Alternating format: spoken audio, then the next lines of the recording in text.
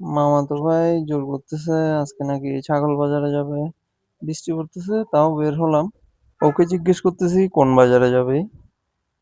ও শহরের বাজার সম্পর্কে ওর কোনো আইডিয়া নাই। তো ওকে নিয়ে যাচ্ছি মসজিদ ট্রেক। আমার বাসা থেকে অনেকটা কাছে। এরই মধ্যেই চলে আসলাম নতুন ব্রিজ।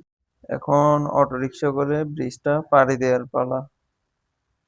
এরপর গাড়ি থেকে নেমে হাঁটতে হাঁটতে চলে আসলাম বাজারের সামনে। আমার ভাই বলতেছে আমাকে ভিডিওতে নিচ্ছ না কেন। এটা বলে ও বাজারে ঢুকে পড়লো আমার আগেই। আমি একটু পরেই আসলাম। ও এখানে ছাগলের সাথে একা একা হাসাহাসি আর কথা বলতেছে।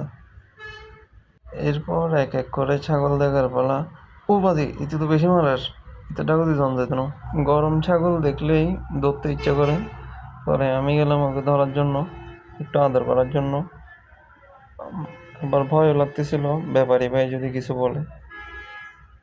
ওর যেভাবে মাথা টাথা ঘুরাচ্ছে, এটা থেকে আমারই মাথা ঘুরতেছে। যদি লাইগা যায় তাহলে তো আমি শেষ। অনেক চেষ্টা করতেছি ধরার জন্য, এদের মনে হয় কুতুকুতি বেশি। পরে অনেক কষ্ট করে ধরেই ফেললাম। এই ধরছি। এ, কি ভদ্র ছাগল, কত সুন্দর করে বাধা খাচ্ছে। আবার ওর কাছে আসলাম, ও মুখ একটা বেঞ্চি মারে ওইদিকে তাকিয়ে ফেললো। দেখে মনে হচ্ছে অনেক ছাগল, কিন্তু আসলে না, এখানে হাতে গোনা 20-30টা উঠছে ছাগল এখানে। আর ছাগলের দামের কথা বললে, দাম ওরা ধরে বসে আছে, দাম ছাড়তেছে না।